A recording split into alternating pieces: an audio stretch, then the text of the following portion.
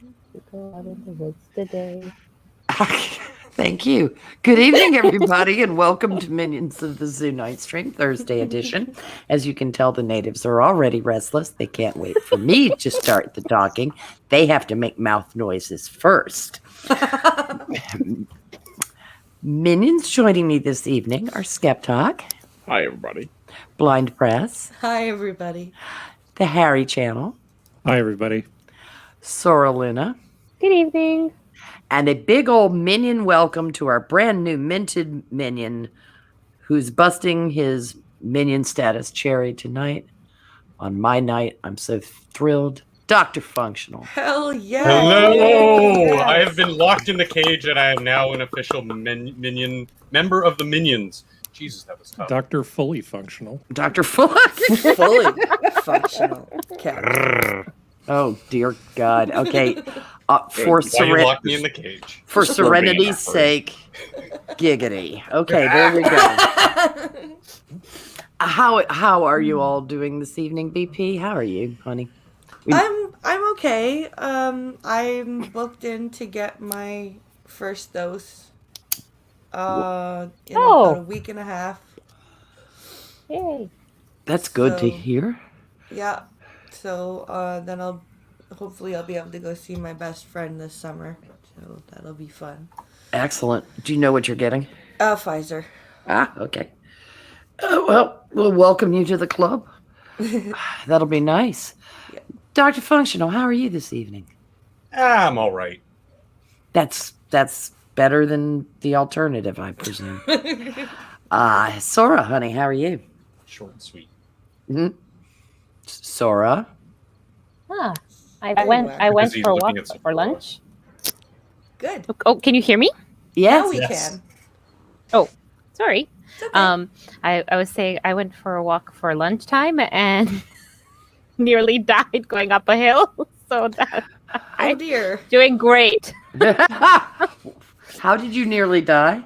Well, apparently the COVID-19 pounds just Oh dear. exponentially grow if you don't walk a lot. So, COVID-19. Yes. Yeah, I think found that out today. I think times 2 for the SARS-2 portion of the broadcast. It's like I think a lot of people are, just when they discovered that one of the greatest comorbidities is being overweight, everybody sat at home for a year Yep. and gained weight. Yep. Yeah. No, you can't go to the gym. Right. Excellent. Excellent. Skep, how are you this evening? Well, I'm doing fine. I actually lost 70 pounds during the COVID thing. Had nothing to do with COVID. It had to do with the fact I just wanted to lose it. Good job. But Good on you, man. not bad for a 70-year-old man. Went out for my 4-mile run walk today, and today was a weight training day, so I lifted weights and weeded the garden, and that's my life now. I'm owned by a garden at this point. Yes. Brenda Farms. It's become Frankenstein Farms. In August, Brenda will be like, "Why are you lighting all the candles? I'm praying for an early frost." Yeah. Out of self-preservation, please. Oh man. And when you come in, I got some more peas to shell. Good, thanks. It'll be great. No, it's great. I'm grateful to have all the food that we have. We're growing a ton of it, giving half of it away, more than half of it away. There are going to be people hiding when they see you coming. Yeah. It's the No, old we Lake don't want any Wobe. more food. The Lake Wobegon story. We give it to Brenda's daughter. Oh, It's- excellent. Yeah, and there are hungry kids who just will eat that fresh food up. Oh, Oh, all day long. absolutely. And with Miss Cece next door, there's absolutely. bounty to be shared. There was a wonderful story that Garrison Keillor told in his Lake Wobegon series about people sneaking out in the dead of night, leaving zucchini on each other's front porches. Mhm. Harry, how are you? I'm doing okay. Why am I doing okay? I don't know. I mean, I'm not doing poorly. I think I'm right on the precipice between okay and not okay. You don't live in Chad. No, I don't live in Chad or the Chaz or the Chomp or any of those shitty Or places. Hammer City. Yeah, I don't. I was live with talking about the Behos. country in Africa. Well, I did notice. I was looking at the earthquake map, as one does, and I was noticing there don't really seem to be many earthquakes, but it was a malfunction, and then it shows up. It's like, Yeah.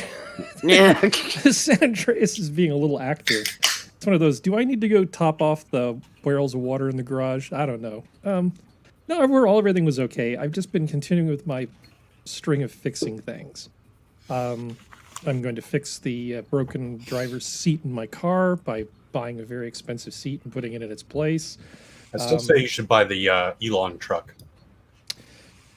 Yeah, That's badass. it is badass, but I'm actually kind of not in the mood to buy. I don't think I want to buy a new car anytime soon. It is kind of a pain in the butt. Well, I've heard multiple people in the last couple of weeks complain about, I go to a stop, and then suddenly I have to wait for my car to wake up before I can move again.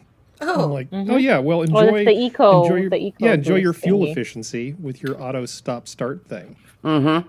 Yeah, and it's just the whole thing. Like I'm trying to park. Well, there's a wall on the other side of the cement thing that your wheels go up against. I can't remember what that's called. So I can't. My car doesn't want to go into the spot because it thinks I'm trying to run into a wall. It's like okay, Yep. I need that. I need another thing trying to boss me around like I need a hole in my head. Your car becomes your backseat driver. Yes. Yeah, It's No. obnoxious. It can be obnoxious. There's some things that you can. Boy, it can. It when it jams the brakes on for you, and you're like, stop it. yep. So I'm just fixing up the old car because I figure I'll keep it for another 20 years. Yeah. Why not? Because trust me, if you went for the same brand, they've added a lot of They beep, have. beep, be worry, ding, ding, dingy Mhm. features. And the first time Cree tried to drive the Forester, we had in snow, and we'd had about a foot. The whole he had to turn off almost all the automatic systems because the stupid car just kept screaming at him. And he was like, you're screaming back at your car. I have been driving for over 40 years, you fucker. That kind of thing. Do you realize how they're going to laugh at us in a century from now? They're going to look back at this like the old remedies and nostrums, the things that we used to add on to cars. That they actually made them brake in a straight line. They drove on these things called roads. Really? You mean like those ruins of the cities they used to live in? Yes. Before personal interplanetary vehicles became some common. silly people put things on the backs of their cars to make them extra loud. Yeah. They're going to laugh at all this stuff and just man, how do people even live? The only bell and whistle that I really liked with my cars was I had a Subaru Outback, the all-wheel drive, and we're talking like early 90s, so it had none of these electronic gizmos they have now. But that thing would tear through ice and snow and just terrible Canadian weathers. It was so great. Well, that's The what only irritated Cree about the wing bang yang nang nang nang Yeah. went off, because he was like, you were made for this. You are made for this weather. Why are you? And he was just, so he just hit the button that turned most of the hoo-ha off, which is nice. They still at least let you override it. Yeah. Because Until you That's restart your car. Manual override. Yeah, you Yeah. can manually override, but they won't let you commit to it. It's sort of like when I start Chrome and Chrome says, "Can we have access to all of your keychain?" And I'm like, "No." So you can say allow always, allow, or deny. There's no deny always. That's not an option. Every single time I launch Chrome, I have to say, "No, keep out of my keychain, asshole." Yeah. I wanted to say something about Subaru's four-wheel drive. I thought I was right, and I had to look it up to make sure. Their four-wheel drive is a little bit different from many other companies. Yeah. Other companies have what is called slip and grip. Subaru has 4-wheel drive all the time. All 4 wheels get power all the time, and it really makes a difference in slippery conditions. It does. It's why they call it. It's literally all-wheel drive, because there were some cars that were called all-wheel drive that really. Well, they wait for slippage to happen before they send power to certain wheels. You know, and it's a complicated thing, and there's a little bit of latency. You know, and it gives you a less certain feel, whereas the Subaru just has it's gripping all the time. It's driving all the time. Oh yeah, there's less puckering up in a Subaru than most other cars. Yes, I agree with you. It handled beautifully. Our Forester, because it's got the turbo, it's more of a sport suspension, is a little tight and can be a rougher ride than the Outback, but both cars handle brilliantly. I've thoroughly enjoyed driving both of them. It's one of 3 makes of cars I would buy. I will buy a Honda, a Toyota, or a Subaru. Interestingly enough, I just checked this. Subaru is the only other manufacturer other than Honda and Toyota that uses all metal parts, like on the internal chain guides, the interior of the engine. They use all metal parts. There's no plastic parts in their engine. Yeah, they're not inexpensive. On the inside of their engine, I mean. They're not inexpensive. None of them are anymore as a result. But also what Subaru did with their safety cage was really famous. Really impressive. But it's amazing how many Subarus you can see beat to shit, and people are like, they ran a bunch of commercials of people whose lives had been saved in the Subaru safety cage. Oh yeah, well that awful I mean, the one where you see this state trooper looking all kind of, the guy in the tow truck pulls up and he's like, oh god, and the trooper's like, they lived, and it ends with the family saying, we lived. They were actually from around here. I think the kid had a broken arm, and that was it. And that car was torn to shit. Yeah. Fuji Heavy Industries makes a hell of a good product. Yeah, they do. Yeah, they sure do. It's right in the damn name, Heavy Industries. It's like, oh, we get a discount on steel. Okay, good, let's use it. Yeah. The only thing that you really pay extra on is gas mileage. They are not the most fuel efficient cars. No, they're not. They carry around a lot of extra weight to do all the things that we just talked about, the safety and the all-wheel drive. Real all-wheel drive, not fake all-wheel drive. But that's absolutely right. But if you can afford the gas, they're not a bad car. That's not a bad car at all. When we travel in the Outback to the beach, we usually get between 36 and 38 miles per gallon. And that is that in a Forester? Outback. In your Outback. Yeah. The Forester, because it has a turbo, doesn't get as good gas mileage. Because you're going to use that turbo on certain areas in Richmond just because fuck you, that's why. Yep. But the Forester with the turbo is a great sleeper car. It is an awesome car. It is an awesome car. I mean, Cree has come home with a big grin on his face a couple times going, let that motherfucker in the Mustang at the light. Well, that's because his engine turned off for fuel efficiency. Yeah, I know. The first time I heard one of those do that, it was amazing. It was at a speed bump because the person came to a complete stop before they did the crawl over the speed bump. And I'm crossing the drive area to go into the grocery store, and I hear this car start up, and I look, and it's in the travel lane at the speed bump, and I thought, this is pathetic. It's pretty funny. That's the only way I know that those cars are like going to move while I'm crossing the street. Yeah, because they're so goddamn quiet. Yeah, they are. They really are. The first electric car all I heard were the tires on the pavement, and it's this weird kind of sound, and that's it. It's like, wait, there's something wrong with that. Oh, this was more than a decade ago, almost 2 decades ago. And I was just like, that's the strangest thing I've ever heard. It was a cab in New York City.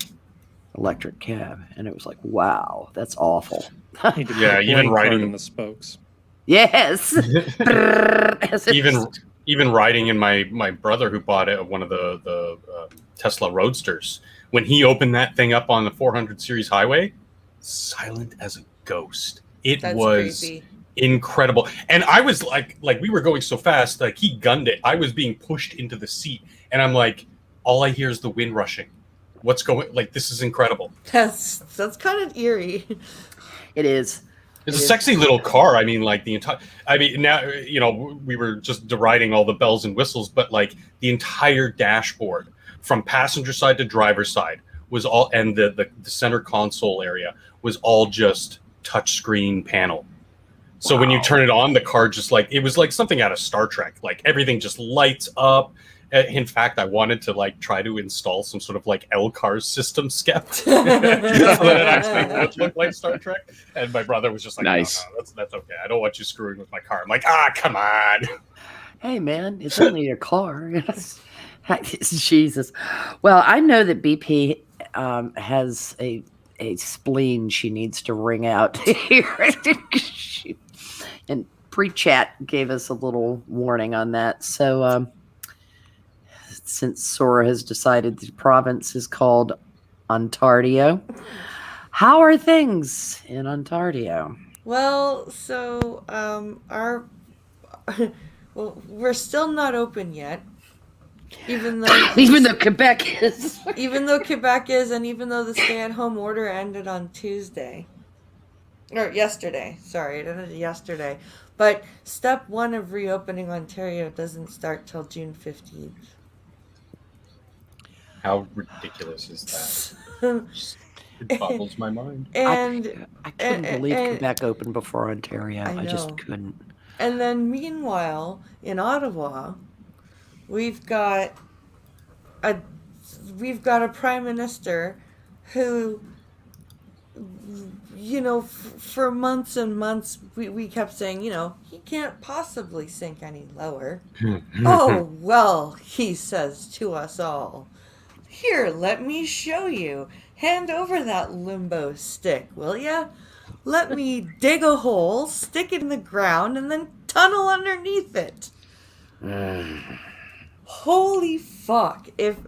So I did a late coffee stream last night, and I listened. I played a good chunk of Question Period that had happened yesterday afternoon, and it was the parts I played focused on the residential school in Kamloops, and I don't know if you guys in the States have heard about this, but there were 215 dead children uncovered in a mass grave. Mm-hmm. Yeah.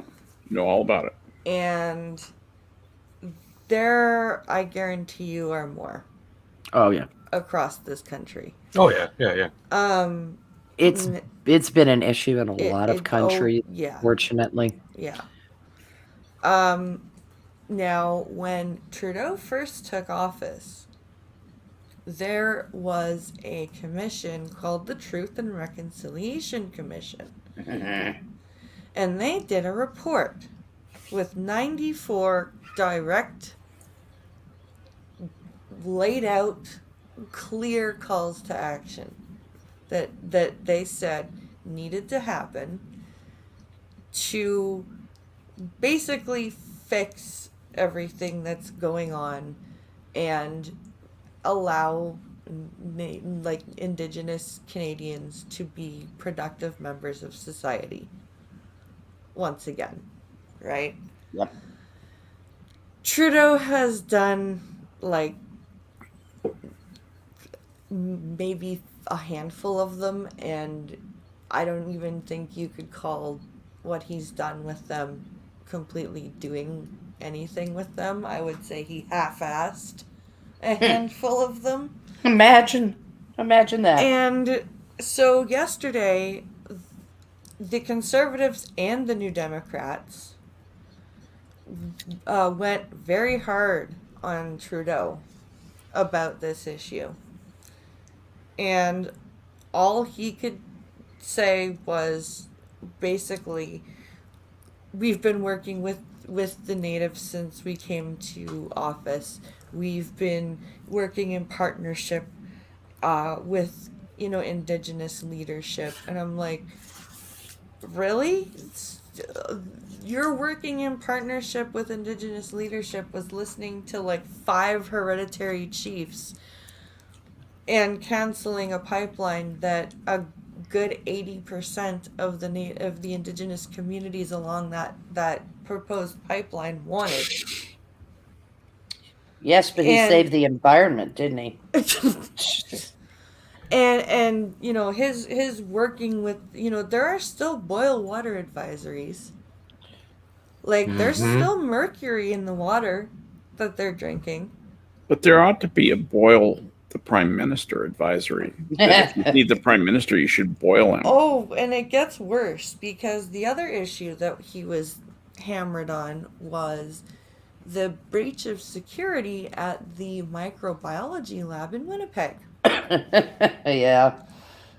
And what the hell happened there? And why were there 2 scientists and students connected with the Chinese military academy granted clearance to this lab? And why did the RCMP have to escort them out? And why ceremonial.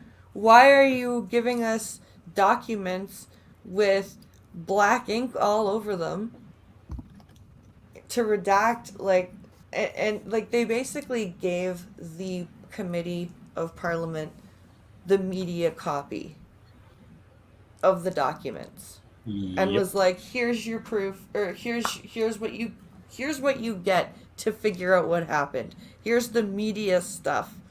You get nothing else.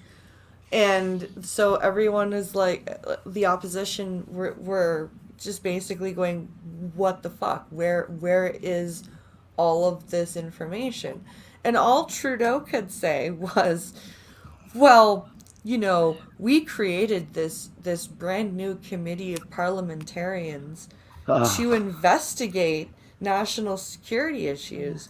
And, the Conservatives before me didn't have that. And so you guys should take it up with them. Looky, I have a task force. Yeah, take it up with the task force. No kidding. The task force that is accountable to him, by the way, not the other way around. And the task force to which he can give whatever the hell documents he wants. And the parliament, the MPs just kept saying, listen, where... no, our constituents are sent us here to hold you guys accountable. Where is it all?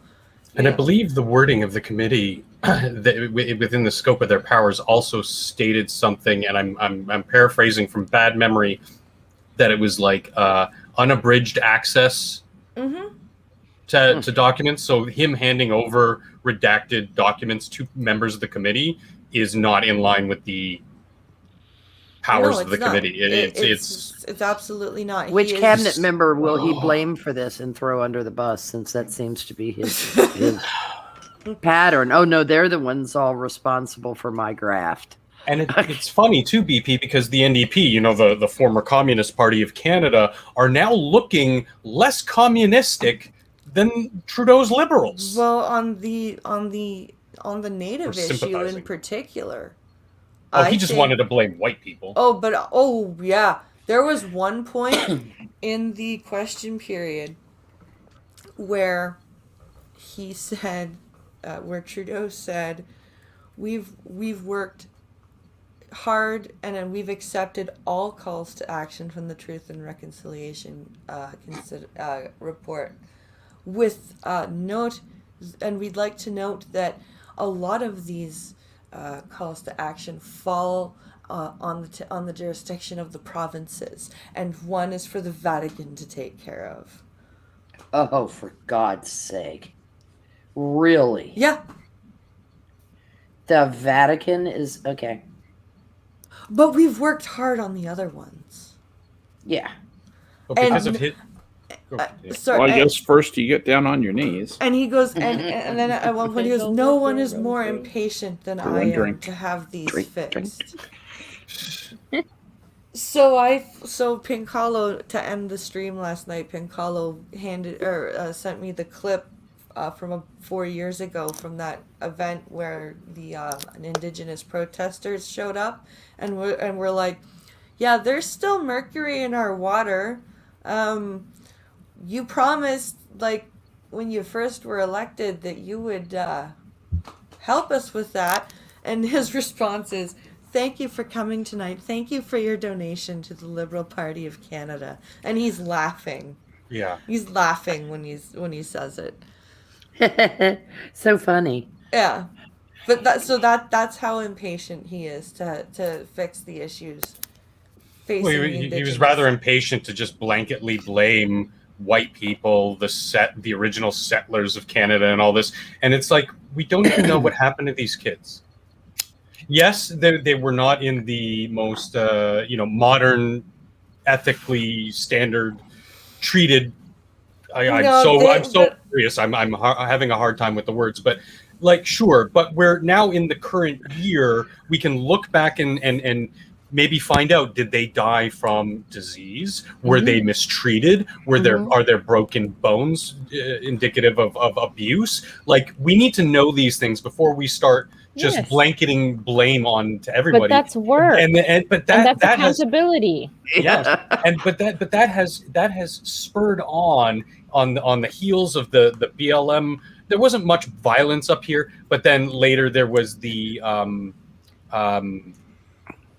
Israeli conflict violence, and now that there's native violence in the cities where people are not native violence. Sorry, that's misspoken, because it's mostly white people, the SJW types. They're vandalizing government buildings and statues, and just they're going into the insurance agency for the pipelines and assaulting people trying to just go into their work. Blocking fire exits, so like random people who also work in the same the same office building. Sorry, I just got hit in the face by a fly. That sucks. So, and like setting little fires outside the building, and then when they get arrested and roughed up by the VPD, they're like, oh, police brutality, always attacking the vulnerable. Maybe if you burning down buildings. The affluent white female liberal is really vulnerable, but they latch on to causes. It's I'd like to. I have a question. I mean, it's not like the pipeline people put the mercury in the water. I mean, that's just bad water. That you would think the federal government could do something about making sure that there is potable water in the native communities, but they're not. They're just wringing their hands and saying, "Tut tut, that's sad. We're really sorry about that." And we'll help you. Just keep giving us more money. And get a forensics team in and look at that cemetery. Like Elwyn said, medical anthropologist, but they cut that.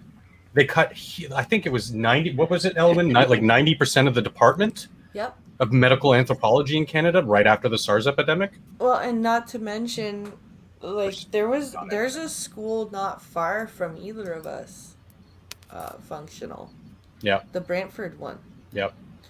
There was a plan to dig up, because they're pretty sure there's a grave there. Yeah, the sonar said that. They are, and they were stopped from the federal government stepped in and was like, nope, not happening. Yeah, can't do it. This is the thing that's ridiculous. Like Scotland was doing an investigation into a lot of the care homes for children, and there was one that there was a sizable cemetery, and of course there had been a marker there, and then it had been removed, and there was a dust up over that. But by and large, if I recall correctly, in that investigation, they were able to turn up the fact that it was disease by and large. Yeah. That that took those children out. There were other abuses within the system that have been testified to by people who were children. Yeah. And nothing has come out of the Scottish investigation either. And there was some conversation on Twitter about this when the Kamloops story broke. And someone I follow and who follows me is from Ireland, and they said here too. You know, so it's not an uncommon thing, because unfortunately we know that Child Protective Services as a whole is anything but. It's true. Really? Tell me about it. Yeah. We're from the government. We're here to help. Right. I Run think away. something like, what, 52% of children in foster care in Canada are Indigenous? Something like that. I'm shocked. But Shocked, they I only, tell you. but I think they only make up something like 7% of our Yeah, population. Yeah, there's some endemic Got problems. to start institutionalizing white rich children. Yeah, sounds Yeah. like racism to me. Yep. Yeah, that's how it will be Clearly. viewed incorrectly, as opposed to some endemic problems within. Could I make a couple of comments? Oh, certainly. First of all, medical anthropology is, to get a PhD in medical anthropology is a whole different thing. You essentially put 8 years of your life into studying at the rate of intensity of medical school. Mm-hmm. It is that medical anthropologists are sought out by pathologists, by lots of MDs, because they simply know more about the various conditions of certain aspects of human beings after they're dead. It's an amazingly hard degree to get, and it really hurts me to hear that they cut back vastly on those programs, because those programs have a decade of lead time before you get a decent medical anthropologist out who can do things, and there's always work for those people. So that makes me sad to hear that. The other comment that I had to make was vis-a-vis the Kamloops situation. It's a shame that they won't investigate that. There's no political patron for that. Nobody is going to get votes from someone else. No one is going to be able to virtue signal. It's a mess. You know, it's kind of like the border situation in the United States. There's a reason Kamala Harris is staying away from that. It's a situation with no possible victory, and she doesn't want to be blamed for the mess, even though she will be now and richly deserves it.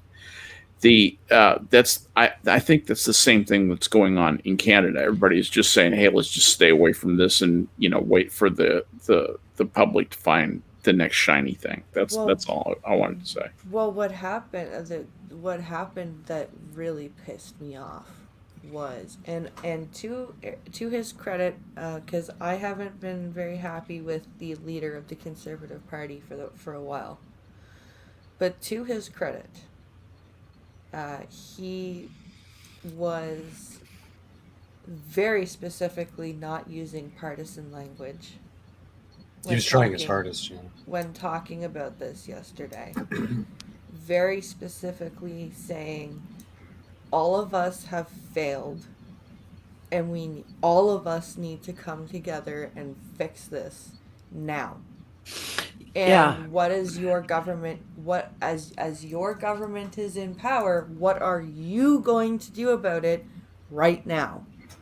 And all Trudeau could do was at one point say, I'm not going to be lectured by conservatives on how to deal with this. So in other words, I guess he should have said, I'm going to whistle past the graveyard full of children. Yeah. Okay, good. That's nice to know. Well, that's typical of the political cowardice of Trudeau. I mean, he's nothing if not a political coward, and he's kind of a loathsome human being. My picture that I have always, this is always what I think of when I think of Trudeau, is him dancing in some native garb, Yeah. Dancing like a dervish, without a care in the world, not thinking at all about the things he ought to be doing or things he ought to be paying attention to, but instead just dancing like a dervish and thinking, how amazing it is to be him and how amazing it is to be, Prime Minister of Canada. This is so cool. It didn't help the Canadians when it came to Trudeau was TDS, because there were constant comparisons made. Yeah. And, Trump's this homely orange, freaky haired, and look at the beautiful man who's in charge of Canada. Isn't he handsome? And it's like, it's like, this isn't a Miss Canada pageant. No. But that's who got elected, Miss Canada. Yep. Nice. And it's kind of sad. And I actually like that Miss South Carolina who gave that amazing answer. Well, the population they need. Is it like such as? What was the Yeah, question? yes, like such as. Yeah. like such as. That's exactly what she said. You're exactly right, Sora. I love her. I really hope she's doing well. She actually is. She's a raving success. I checked her out. I did an update on her. Bless their hearts. Well, because we're speaking of Trudeau's relative beauty, I'm going to use that to pivot to our topic of the night, which is aesthetics. Sounds Tony. It's mainly what we're going to talk about is why does it appear that so many people are afraid to have an opinion on things aesthetic. They don't seem to have any opinion that is not derived directly from things like Pinterest or House or the Food Network or what's Epicurious talking about today or what's my favorite TikToker using for perfume or that kind of thing. And is that a big deal? Is it sad? Is it not? Or we could just simply mock these people for being weak and having no opinions, because that's what we do here at Minions. Yeah. That's why you come and tune in to hear us do this. That's why our title is, Yes, We're Judging You. I think it's because people are afraid to be like, and it's really been interesting because the left used to be the ones who preached nonconformity and celebrated it. Avant-garde was a thing of the left.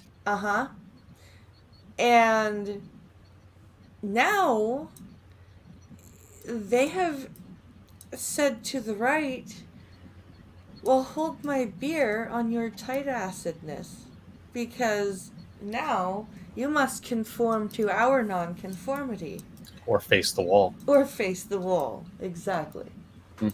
And conforming to nonconformity while still saying they're avant-garde. Yeah. And it comes down to because if you used to say that you liked something, if you were in a group of friends, sometimes one or two of them would razz you. Oh, you like what, Yeah. You watch wrestling, don't you know that's fake? Yeah. Come on. But now, you say you like something, and somebody can oh my god, that's so stupid, and whip out their phone and jump on Twitter to their however many followers they have and go, my stupid friend thinks that, chocolate ice cream is the best thing ever. And I think vanilla's like, what if all of her followers like vanilla ice cream or something? It's a stupid example. Yeah. No, But it's but the one I I'm know using. exactly what you mean. But they It's jump. racially clear. They jump. Oh, shut up. But they jump on board. And they jump on oh, look at my stupid friend. Everybody mock them. And of course, most of these assholes will at the person that they're mocking so that all of their followers can go and mock them too. So not only it's It teaches an important. It teaches an important life lesson, Wine Press. And the important life lesson is, don't pay attention to what your friends on TikTok think about anything. There is no more superficial, vapid group of people on Earth than TikTokers. They are the new and current champions. Well, and it sucks because there are, like, if you scroll through, like, there are more and more just really stupid things on there, but there are, like, and then you see the people that actually want to say something important. They get buried in all that garbage. Yeah, there is a trendiness to everything now. Yeah. That is, it's sped up and it's compressed in time. Yeah. It used to be that there were trends and they were around for enough time for us to get tired of them and for something new to come along and legitimately be new. Yes. And kind of a relief. Haute cuisine was a particular way, and then nouvelle cuisine came along, and everyone was like, thank you for what appears to be an amuse-bouche that you're calling an entree. I mean, I found not worth dirtying the plate over. Yeah, exactly. I found nouvelle cuisine to be so where's my food? It's the speck in the middle. Agonizingly self-aware that it just I love sucked. that shit so much. Yeah, but I go to the restaurant. Yeah. Well, we're judging you. I know. I judge myself. Well, I mean, But it's one thing if it's tapas, right? Where it's a little bit of this and a little bit of that. But it's another thing if it's carrying this enormous price tag for you to have a microgreen frond laying on a single lump of crab meat, and the bill is $15. And it's like, yes, but it's artistic, isn't it? It's so pretty. It's Instagrammable. Yeah. But it's served inside a hollowed out ostrich egg, and there's smoke, or dry ice or something coming out of it. It is fumade crab with local microgreen. It's and now, I mean, there is. God, that just makes me cringe, doesn't it? Doesn't it? Saying that just I guess you've never had a deconstructed dessert, have you, Skep? No, I deconstruct them myself when I eat them. Exactly. I eat food for flavor. I don't know how to explain this. A piece of food, food is not a work of art to be looked at, or it shouldn't be. That's a very distantly secondary aspect of the aesthetics. But we eat with our eyes first. No. Food is much more important to be smelled and tasted. Those are the principles. Ableist, Prospero. You can sit. There is something about looking at a roast and going, "That's a beautifully cooked roast." But and then you take the knife and then you carve it up. But that visual cue is directly correlated to your experience with the taste, texture, smell. The things that Skep that is saying is the pun, the real meat and the potatoes of the issue. Instead of this just nice veneer people put on, and it's like, well, that didn't taste like anything, and it didn't it didn't serve its primary function of satiating my hunger. Yeah, that's exactly right. That is what I was trying to say. There's a sense of the emperor's new clothes when I'm around food that is served primarily for the way that it looks, and where the taste is secondary. Notice how it tastes exactly like the native gravel around here. Yeah. Fuck right off. I'll have a hamburger, please. Yeah. Reminds me of when I fell off my bike as a kid. God knows I don't want to be the one to play devil's advocate right now, but apparently no one else is going to do it. Gosh, I'm trying to remember who was Jose Andreas's mentor, the guy who started Il Bui. Oh God, I don't remember. I'll look it up. Famous Spanish chef, one of the inventors of a lot of this sort of high cuisine. And if you were to hear him give his explanation as to why this stuff does actually matter, I suspect most of us would be swayed, because he's a very charismatic guy, and that's just kind of the way things are. I mean, he didn't get to where he was in life not being able to convince people the opposite of what everybody's been just saying. Yeah. If you look at a dish like a caprese salad, which is mozzarella or buffalo mozzarella, some kind of soft cheese, and basil and tomatoes and a little bit of olive oil and stuff, and then you compare that to, many people would say that's hardly a meal to begin with. But bear with me. And then you compare it to the deconstructed version where the basil oil is placed inside alginate and forms little things that look like fish roe. And it's just this kind of ridiculous construction. It's going to taste like a caprese salad, probably even better than one you've ever had. But it doesn't really fill you up like a pot roast. That doesn't mean that both things can't simultaneously exist. I mean, because I don't like eating in fancy restaurants. It makes me feel self-conscious. Mm-hmm. So if I find a place I like, it's usually minimal dress code, reasonably priced wine list, preferably Italian, not up its own ass. Mm-hmm. So I will not be going to Carmel. But yeah, I was going to say that's Carmel out. But you go to a place God, I can't remember it. There are a number of really good Italian places that are much more relaxed than that.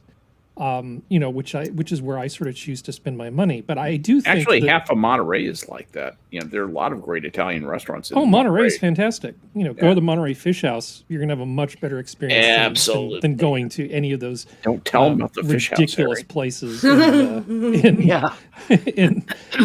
in Carmel.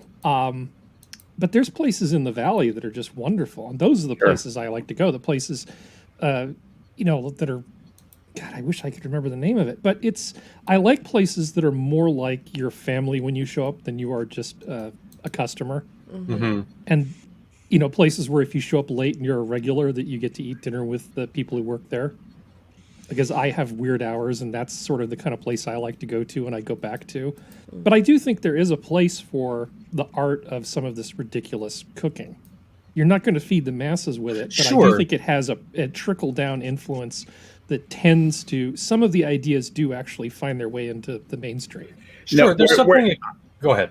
Well, I was just going to say, and just a quick comment, that I lose patience when it's used as a cover-up for substandard food, or for somebody not willing to make the effort to make food that tastes good, but willing to make the effort to make food that looks aesthetically pleasing to somebody's aesthetic. Mm-hmm, mm-hmm. That's kind of what I was going to lean on as well, was there has to be a balance in all things in life, but especially with something like food, where there has to be it has to serve a certain purpose. Like, your caprese salad, it's not going to fill you up, but it's still going to give you nutrition. It's still going to give you those essential vitamins and minerals that are in, spinach and tomato and whatever. But if it's all about the form of it and serves no function, like Skep was saying, there's no real nutritional value, it's all hoity-toity, it tastes like meh, then the balance is out of whack. It's not going to be good. Some of the best hot cuisine is something that has both form, function, looks good, tastes good, but also has that third element of je ne sais quoi. It's like this, like you said, turning the oil into the fish roast looking kind of thing. It's something different and exciting to sort of get not only your senses going, but your brain going and going, hey, that's exciting. I wonder how they did it. It looks incredible. All these things will play into each other, and that's what really the intellect behind those kinds of meal is what really elevates it above just a really good home style meal, I think. Well, you can look at Jose Andreas. His name Fernanda. It was Ferran Adria. Ferran Adria. Yeah. So if you look at what Jose Andreas did, and yeah, I know he's kind of a pinko, but he's Puerto Rican. He's done a lot of good things, and a lot of guys like him have taken that food, made it less ridiculous, more accessible, and I think that a lot of attention to the quality of the ingredients the ingredients came more to the front as a result of all this ridiculous art cuisine that came along. They did, and it led us toward the farm to table that we're seeing so prominently now, and that didn't just spark as a little trend. What you're seeing is lots more local sourcing. Yeah, that was the foundation for this. And restaurants, and which is terribly, terribly old school. I mean, if you think about it, it's more of a return to the past with seasonal menus taking over what is available locally and what is seasonally available. Because boys and girls who go to modern day grocery stores, we didn't used to have citrus in the summertime. We didn't have strawberries 12 months out of the year. I remember when I was a kid and we could not get clementines because it was in season until December, January, and February. Yes. And there's nothing, it's near Christmas and end of fall when you start getting those big boxes. Yeah, I still will not buy summer clementines in the summer because they're crap. Yeah, they're shipped up from Mexico. They're pithy. They're tasteless. They're absolute garbage. It's like peaches. And like politicians. Yeah, peaches, nectarines, plums. That's right. Summer fruits. Pincalo will only buy peaches from fruit stands in the summer because we live an hour from peach country. Yes.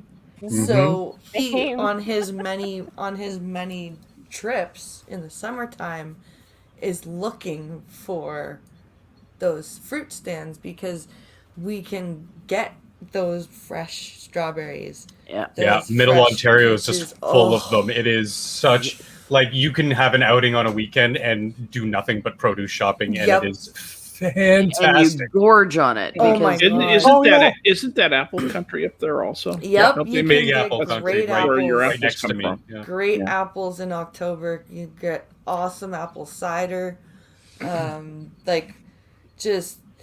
I remember being a kid and going to an apple orchard, and we got to take home some apple cider from the orchard. We got to, there was this big thing with a crank on it that made our apples into an apple slinky. And the cutter. You could turn your apple into an apple slinky. It was and awesome. the constant smell of baked apple pies. pies. Yes. It was. Do you know what day it is? It's World Cider Day. Nice. Yeah. I need to get weird time of year. Hey, I don't make the rules. I know, but it is World Cider Day. It's also World Bicycle Day. It's also National Moonshine Day. Ooh. National Egg Day, National Chocolate Macaroon Day, Love Conquers All Day, and Chimborazo Day, whatever the hell that is. Everything but Thursday. Everything but Thursday. Thursday. Back to what you were saying. I love this.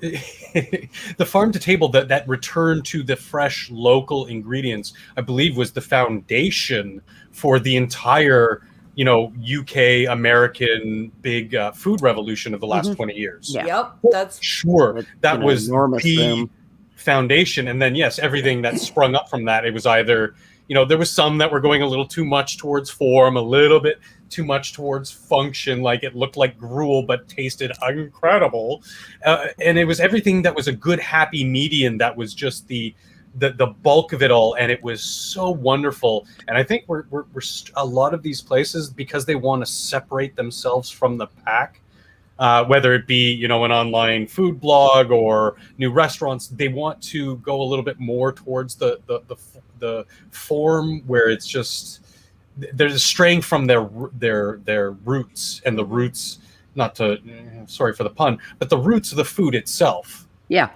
The thing about farm to table, it's also started a subcategory of cottage industry because there are much more, there's smaller farms that are flourishing because of farm to table. Yep. That it is a shift. Oh, they can keep up with the demand. It's a bit of a shift away from agribusiness, which is very, very nice for sustainability farming and people who have more of a mind to stewarding the land so it's as productive as possible, as invasive, as less invasive as possible. And it doesn't all have to be woo-woo organic, if you know what I mean. It's still the nutrient value of food that was picked that morning for your dinner that evening is just better than 2 weeks later after it's been shipped.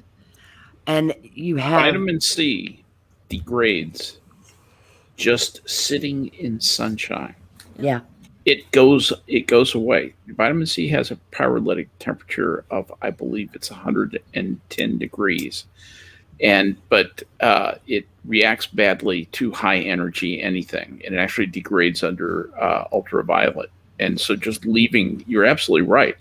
And there are a lot of the water soluble vitamins are prone to shelf decay. And that's a huge problem. And you do people don't realize it, If you get stuff at the local farmer stand where it was picked that morning, or at worst the night, the day before, you have a longer shelf life of that food. Exactly. Because it's so fresh. You don't have to take it all home. And you can keep it in a dark refrigerator and keep the vitamin content up too, by the way. And your carrots are going to last longer. Your lettuces, which are fragile as fuck, will last longer. Root Stuff vegetables, like apples will keep for a long time. Root vegetables too. Yep. Root vegetables are wonderful because they do keep for a long time. But it's just, and people learn the difference between like how the cold will affect carrots.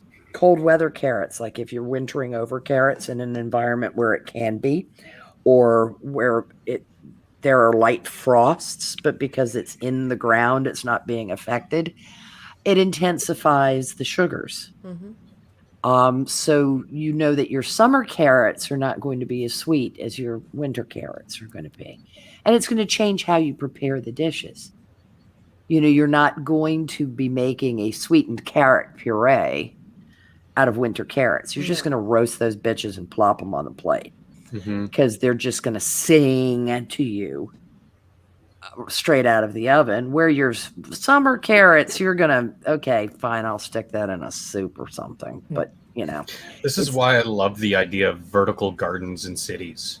Because not only is it providing that fresh food, but it's also providing a little bit of an education for cityites who don't know the pleasure of picking an apple off a tree and taking a bite right there. Yes. Is anything as sweet as food fresh off the vine or from the bush? And you're better now that they don't have lead in the gasoline, though. Because honestly, raising food in a city is there's a lot of good reasons to not raise food in cities. But it depends on where you live. If there's a stiff breeze coming off the lakes and the air is generally clean, then you can raise food. But I would like to get back to your original point. Yeah. Because we've been talking about all of the good things that happened because of the silly movement. But I think there's more to say about what your topic is. Yes, there is. We kind of got onto food, which is typical for this crowd. That does happen. Easy. So here's the deal. There is a certain, in terms of aesthetics, there's a certain amount of it that is like sort of objectively good.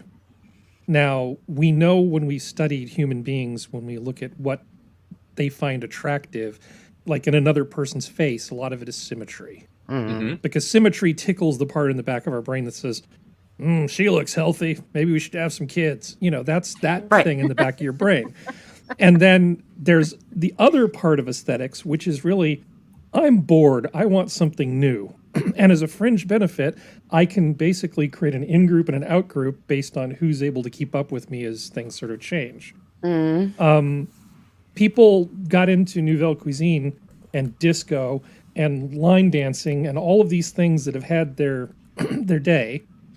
And they've gone through the cycle and then disappeared. Thank Christ. And then everybody goes, and then if you're on the trend too long, you go, disco sucks. Line dancing's stupid. You know, what's wrong with you? The new thing is break dancing or whatever it is. I mean, I can't even keep track of all this stuff. I think it's almost important because there's the psychological need of creating the in-group and the out-group. Yeah. That's one part of it. And then there's the sort of stuff of what makes a photograph timeless. You know, why does the golden ratio matter? What is the rule of thirds? If you follow certain rules of composition, you tend to get things that people like for reasons that they don't even know why, unless they're sort of trained observers. And that's totally okay. You don't have to be a trained observer. You can just look at an Edward Weston and go, that's a nice looking pepper. You don't have to understand why it's a good looking pepper. That's not necessarily the role of art. Yeah, it is highly personal, which I wish people would appreciate a little bit more. A little bit like food, foods that pleasure us and food aversions. There's nothing more irritating than when you're getting ready to order in a group of people and somebody goes, I can't believe you eat that. Oh, yeah. And or it's like, I can't believe you don't eat this. Yes. And it's, Or, I mean, or oh, here's your opportunity. You can try this. Oh, that looks interesting. I'm okay, though, in that tone of voice. Because fuck you, Florida girl. Yeah, the passive-aggressive manner of saying, ooh, I can't believe you're I'm not eating eating that. cockroaches. I don't care what anybody says. Yeah, there's, it's... See, but there's a, what you can, because people have, at one point someone was like, here, I think it was my uncle. He was like, here, try some escargot. And I'm like, I really don't want to. Thank you, though. You know what I mean? Like, I wasn't like, ew, snails. Right. I was just like, no, thank you. I would rather not. Yeah, I can't. I mean, most things I'll give a try to. There's some things I'm never going to eat, no matter how a person tries to persuade me. Yeah. I'm not eating sheep's eyeballs. It is not happening. There are certain things I already know that things can be likened to texturally that I'm already not keen on. And so I kind of know I'm going to come to it with such skepticism that I'm going to be like, I cannot do oatmeal. Yeah. I like the smell of oatmeal. I even think it tastes okay. What about oatmeal cookies? It's the texture of oatmeal. Oatmeal cookies I love. I love right. oatmeal. It's just a textural but thing. It's the texture of actual oatmeal. There are moments in this world, BP, where that you may have an advantage to not being sighted, and one of them is a sad pot full of oatmeal. If it has begun to congeal. Oh, yeah. It looks like a bunch of labor anti-Semites in Britain. May think that. However, there is nothing quite like finding said congealed oatmeal when you're washing the dishes and sticking your hand in it because you can't see it. Damp paste. I understand why people don't like oatmeal. You have to do a fair bit to oatmeal to make it appealing. Oats are so much better presented in baked. You're talking about oatmeal, which is an old standby. What do you think about the movement to present? This isn't ordinary sheep vomit. This is sheep vomit that has been specially prepared with these curds of this and these lentil spices and blah blah blah. No, and they use all the curds. No, it's still sheep vomit. I'm not eating sheep vomit. Yeah, it's Get not the happening. Fuck out of here. Fuck you in the bug movement. I'm not. Yeah. I'll eat bugs that live on the bottom of the ocean. Bugs in the ocean. My friends, give me the shrimps, give me the lobsters, give me them shrimps. Yeah. Tailed and Sanguine at the same time. Eat the haggis bigot. Leave my haggis alone. I was watching Anthony Bourdain when he was in Scotland. Good, though. It really is. And the haggis that was served to him, I was sitting there thinking, why can't I be in this room? I want that. I want to try that. I mean, I have had canned haggis. The bullshit that you can get here. Oh, dear Lord. Can you get haggis in a tube? Yeah, you might as honey. You might as well. Yeah, it looked like just like the astronauts. It literally looked like somebody had canned dog shit. It just. I'm gonna throw up. But I said, I don't care what it looks like. I'm gonna taste it. And when I tasted it, I was like, okay, I really would like one traditionally made. A real one. A real one. And it in that sense, there's some things that it's not always going to be the aesthetics. Things don't have to look, parsnip puree is drab looking. But if it's seasoned properly, is not disgusting at all. I before I have to head to bed, I have one example of just auditory aesthetic. Mm-hmm. I have started watching a lot of Gordon Ramsay stuff again because I like Gordon Ramsay. I really do like Gordon Ramsay because he may come off as an asshole, but when you really he's a fucking teddy bear. If you get past the if you when get he's past on, he's something completely different to who he is as a person. Yeah. He's but when I listen to him describe a dish, even if it's a seafood dish, and I'm not a seafood fan. I really should keep trying it, but I just don't like the taste of seafood. But when I hear Gordon Ramsay describe a scallop dish or a seared or a nicely seared salmon with just the way he describes the dish, I'm just I could almost eat that.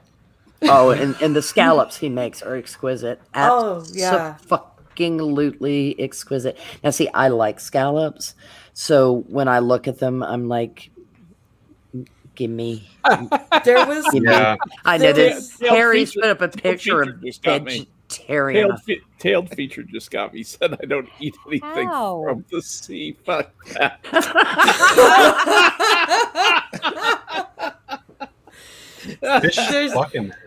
There's I don't know what it is, but it's something about the way Gordon Ramsay describes, and there's nothing more depressing. Pink Hollow and I discovered back in our our worse off days, our poorer days, before we had kids. There's nothing more depressing. Yeah, you got rich doing that. Well, we're not rich, but we're definitely in a we're in a better position than we were. Let's say that.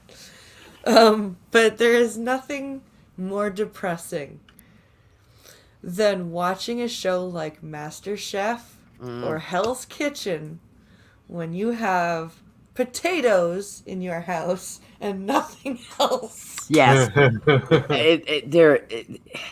Also, never, I can teach you a few things. Never watch.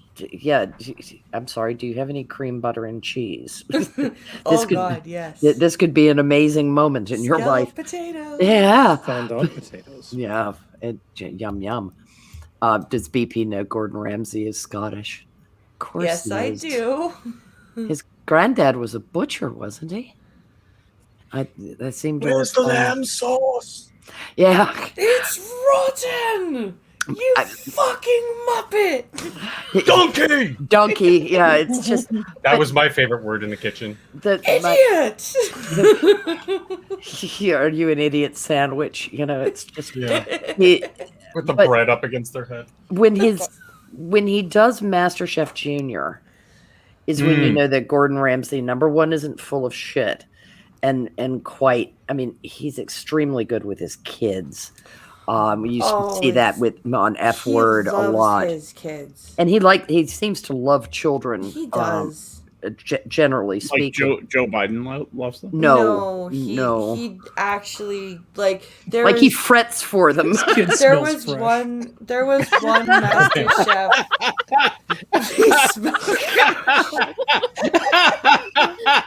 They must be locally sourced. You need to tap it right here. Farm to table children. You need to tap the base of the skull right here, and if you get the perfect sound, that means it's fresh. Yeah. Oh no. But there Right, was children. There was one MasterChef Junior where there was a little girl who was doing really well, and then her cake fell. Yeah. Remember that one? Yeah. And she just dissolved. And he came running, and he's like, it's okay, I'll help you, it's okay, because she was so close, so close to being ready to present her dish, and then her cake just completely collapsed. And he's like, no, it's okay, we've got this, don't cry. He's like, give her a hug, and he's like, I've got this, I'll help you. And using his experience, he physically got in there and helped her rebuild the base. Yep. And let her do most of the finery, the polish work at the end, but helped her get that batter going, getting it back in the oven, knowing his tricks to use a higher temperature for a shorter amount of time, and where the okay zones within that got her back in the game. That was the little one that I melted inside was on there a few years ago, who could barely. She had to stand on a stool to work on the counter, and she was trying to get the KitchenAid stand mixer. I remember that one. And they're all three of them are oh my god, but it's bigger than she is. Look at her. Good God, she's strong. But it's just that, and I mean, they've had a couple just amazing children on there who, you talk about chucking out the notion of tabula rasa. Yeah. It's just like, what are you? Reincarnated Escoffier? You just... What's going on with you, child? You could put some of the adults to shame. Mm-hmm. And I mean, he's good with most of the adults too, unless they throw prick at him. Yeah. And it's the too big for your britches. He was that way also, though, with Kitchen Nightmares. Mm-hmm. If there were really hard working people in the kitchen, and it was management, the way he would go after management for treating the kitchen staff. Mm-hmm. Told you that he kind of understands where your money generator is. Yes. Your ambiance and your tablecloth pressing and all that stuff, that's very nice. But if your food tastes like shit, all you have is a pretty room with shitty food. Yep. Yeah. Mm-hmm. And it's the underdog support that he shows. and amazement at people. Like, he had somebody go all the way to the final on Hell's Kitchen who basically came out of like a family butcher shop. Do you remember the guy who broke his wrist halfway through the season and won? Oh, His name was David. I don't remember that one. Yeah, he broke his wrist in service. Went to the hospital, got a cast, and came back and was like, "No, I'm just gonna use my other hand. Chop, chop, chop, chop, chop, chop." Yeah. And he won.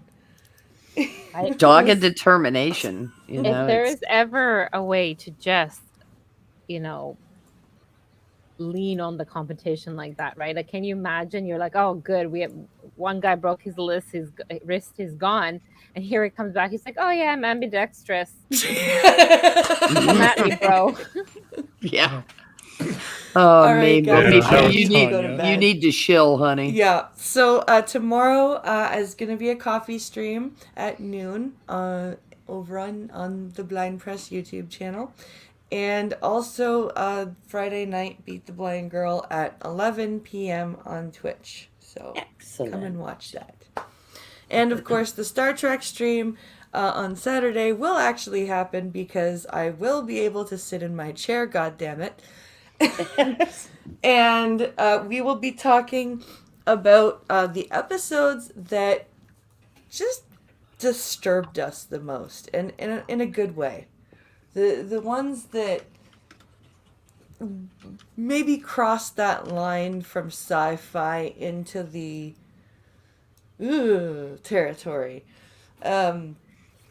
Or, you know, episodes that just kind of struck a chord with us. Yeah, some of them will be things that touched our heart. That made us feel like, good. Other things that touched something else and made us feel strange or weird or scared or whatever. But it's strong flavors is kind of the idea, I think. Yeah. Sounds good. Mm-hmm. That sounds entertaining. Well, thank you for being here, honey. I'm glad your back's feeling better. Well, thank you for having me, and I'm glad that I could actually sit here. Yes. Me too. Yeah. This is good news. Don't be around your children. Don't trip over any more Razor scooters. Oh, no. Rotten little kids. Well, thanks, BP. I appreciate it, and we'll see you later. Good night, guys. Good night. Night. If I can bring it back to the free now. Put him back in the box. Put him back in the box. I have control. That's what he gets. Bring back the giant dwarf. Make him dance. Yeah, dance. Make him Dance. wait outside Or until he dance. put him on the table. Start I dancing. can breathe. Okay, bring it there you back go to again. You know what I find interesting about this discussion of aesthetics is we've managed to not discuss aesthetics. Yeah, I know. We've discussed individual instantiations of aesthetic elements. You know, like, this is my favorite food. This is something I like. This is something I don't like. This grosses me out. I like this person and that. But we haven't discussed the notion of what aesthetics are, what aesthetics mean to us, why aesthetics might be important to us. I mean, after all, there's a saying, it's just aesthetics. Mhm. And I actually think that it's worth giving that subject a little bit of rigor. Yes. And you know, I'm not trying to make it or anybody take their cod liver oil here or anything, but I think it's an interesting idea how aesthetics provide. They're part of the social lubrication. You know, I think of society and of all human interaction as being this machine that doesn't work very well. And the gears there's sand in the gears, and they crunch up against each other, and they're supposed to work this way, but they actually end up working this other way. And aesthetics, politeness, the customs by which we treat one another, the things that we decide that we enjoy, the things we decide we hate, all of that goes into kind of lubricating that machine that doesn't really work that well in the first place. And aesthetics are an important part of that. Yeah, a form of cultural touchstones will frequently involve aesthetics. If you think about like unique European countries, yes, there's a lot of architectural crossover, but a lot of them also have a characteristic or an aesthetic, if you will, that is unique, or subcultures, that's sure, they abound with them, German castles versus French castles, versus English castles, for example. Those are three discrete versus Spanish castles. Mm-hmm. Those are four very, very different aesthetic ideals. And you see where the lines blur. Where you Alsace-Lorraine. That's exactly what I was thinking. Alsace-Lorraine is a perfect example because it's on both sides. All the French castles look like German. Yeah, and look like German castles. And the home style design, you can't tell certain photographs. It's like it might be the town of Colmar. It could be Alsace. It could be Strasbourg, or it could be. Achtung, Baguglo, Strasbourg's a French town. Well, yeah, but it has elements of Alsace architecture in it. Yeah. A lot of the exposed beam work that But once again, we're getting into the actual detail of it. But right. But the importance of what aesthetics play in how we get along in life. Think about what aesthetics mean to us as we negotiate life. What are the things that influence our aesthetic choices?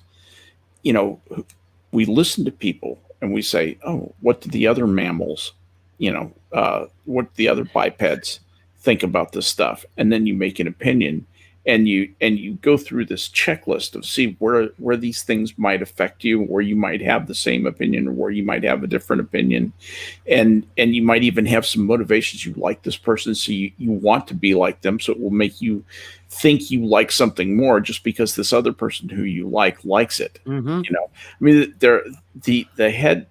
The psychology behind aesthetics is absolutely fascinating. Aidan Paladin did a video on this a couple of years ago. It must have been at least a couple of years ago, maybe even longer than that.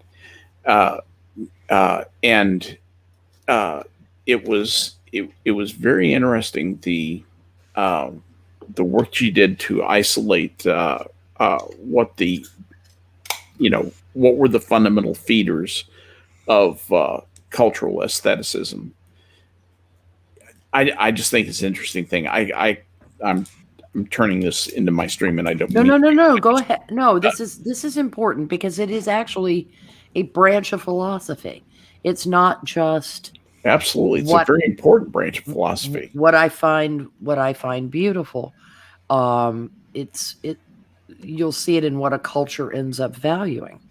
It shows up in literature. It shows up in guides our future choices too. Yes. It's not just backward looking. People think that aesthetics are backward looking at old paintings and stuff like that, but it's not. It absolutely informs the millions of choices that we make in the course of our day. So many of those things are aesthetically influenced or somehow influence our aesthetic evaluations and choices that further guide our behavior.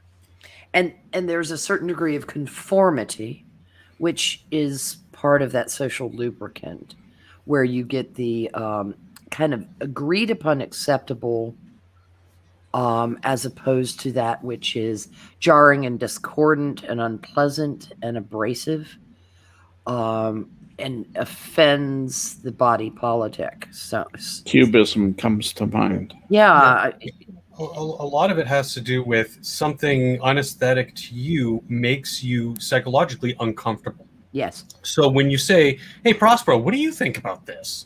It's that confirmation of, okay, it's not me just being weird. Somebody else is feeling uncomfortable with this too. It's not pleasing, etc. It really boils down to mathematics.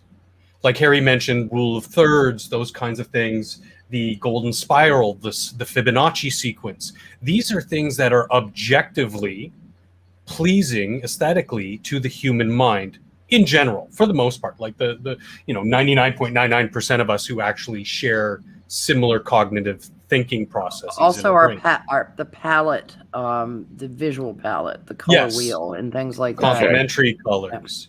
But in 1968, if someone had sat you down and said, in 20 years, you are all going to love a form of entertainment that involves a high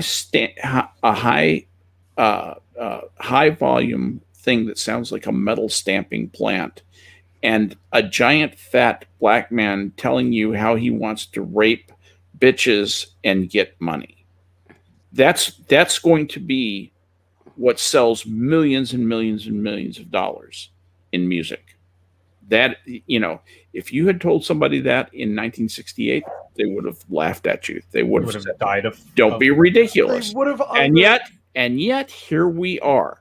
We are at the aesthetic point where, and I think that is a classic situation where we have been sold a bill of goods.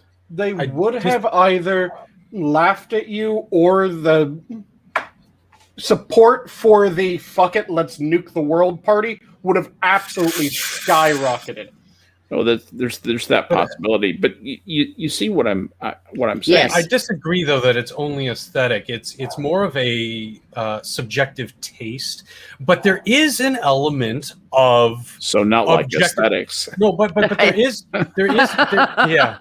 exactly. But there is an element of hold on. There is an element of objective aesthetic to something like the beats that surround this music. If you take away all those lyrics and listen to some of the music that some of these awful so-called musicians are putting their verbal diarrhea on top of, it is great, very beautiful, sometimes very intelligent music. It's just a shame it's ruined by the. You're speaking rhythmically. That there may be a pulse of rap does not. I would imagine. Well, I don't have to imagine. I know this. Rap is urban. Incredibly, yeah. Yeah, rap is urban. There's nothing pastoral about it. Mm-hmm. There's nothing good about the song "Wet Ass Pussy." No, I'm sorry, there just is not. I've never heard it. If you isolated, that won a fucking Grammy. Yeah, if you actually, yeah, it was at least nominated. Just the fact that it could even be in the fact that it was marketed. These alone. award shows are so irrelevant; doesn't matter anymore. They're just self-masturbatory fucking events of just like. Well, what's happened though is the marketing department took over aesthetics. Mm-hmm. That was going to be the second point: branding. Yeah, and it very powerful tool. I think it's cost us.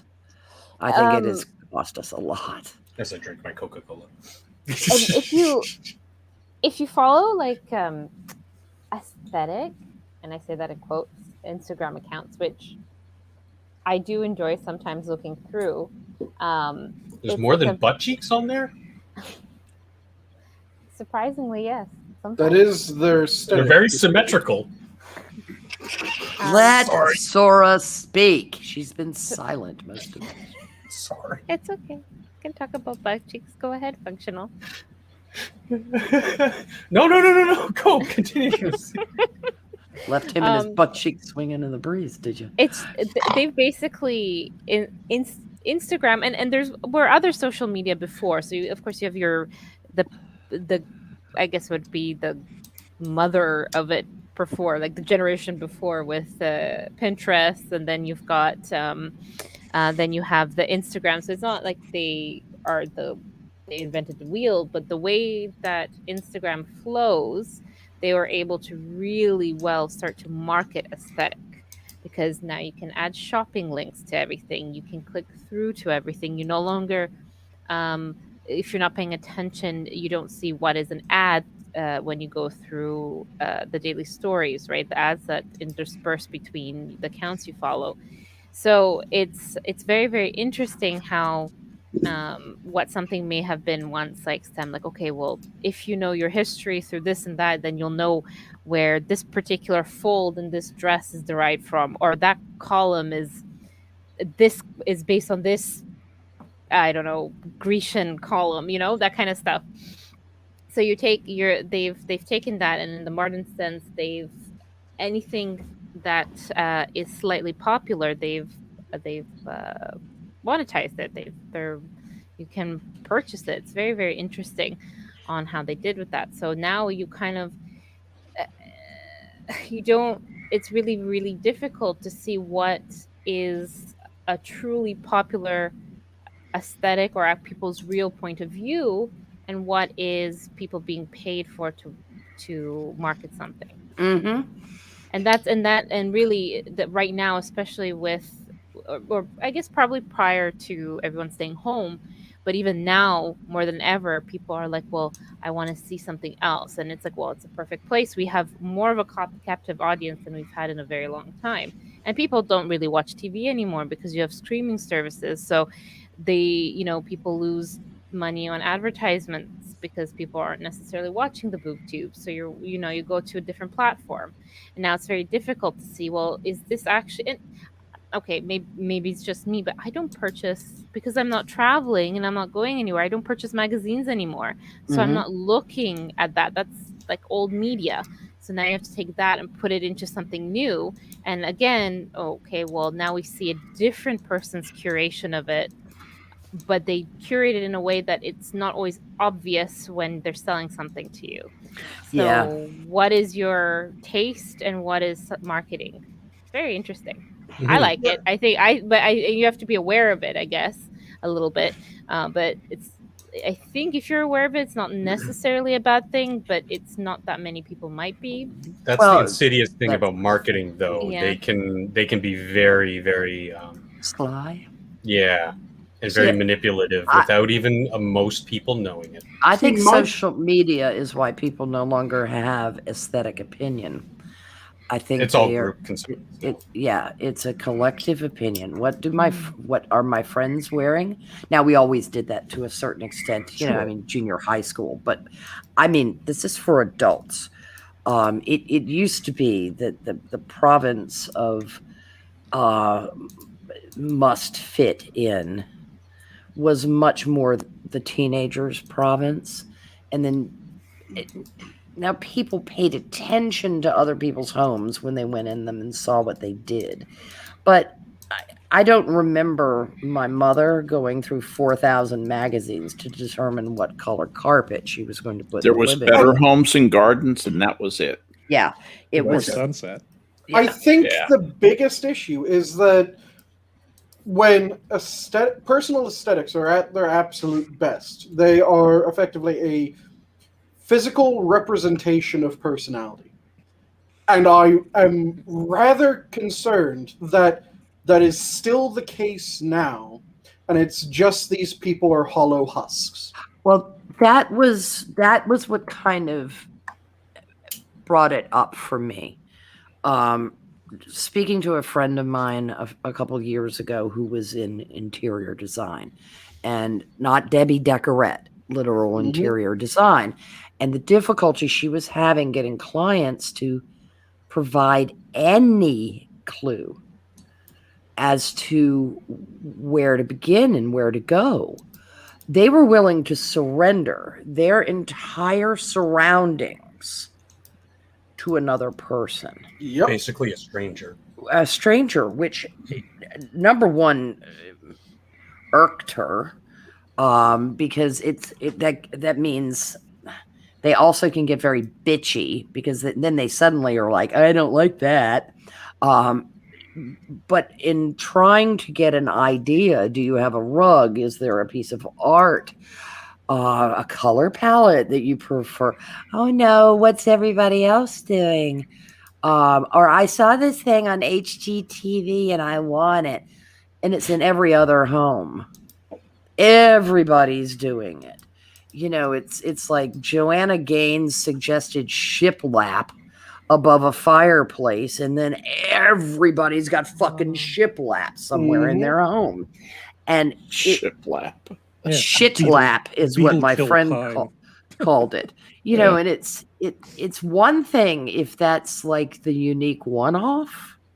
It's another thing when everyone and their brother is slapping that shit up over their fireplace, because then it just looks like cookie cutter, another Pleasant Valley Sunday. Yeah, you know, that's an interesting thing, because, you know, where is that different for when something becomes a necessity? I'm sure at one point the idea of having chimneys, for example, instead of a fire hole was an aesthetic choice. You know, look at the Martins. They have one of those new chimney things. Yeah, everybody's putting those up. I wonder if there was any adoption phase like that for something as prosaic as a chimney, where it was at one time an aesthetic choice, and not considered to be the, you know, virtual necessity that we view it now. Especially since some of the early ones would catch on fire. Yes, yeah, exactly. Good old fire hole never caught on fire. Sure, that's the whole right. house was full of smoke, but fire hole never lets you down. That's right, exactly. You know, give me my fire hole any day. Yeah, right. Okay. And I mean, among the affluent, there were always trends, because they could afford the people who were professionals at that, and that you know, professional interior design has been around for a long time. But there were trends. There have been gay people since the ancient Greeks. But and also there were things like, you know, the Elgin marbles arrive in Great Britain, and then everybody wants something Greek, and then the whole Egypt craze. Oh, I know. And I don't know what that was like, but I did. Egyptology was horrible. I mean, it's just really freaky furniture with snakes all over them, and it's like, well, look at my Egyptian room, you know, and it's easy there, Nefertiti. Yeah, I mean, honest to God, that would have been enough for me to swallow. You like pasteurized? No, up to my tits will do. I love that joke. I do have kind of a hot take on this. Yeah.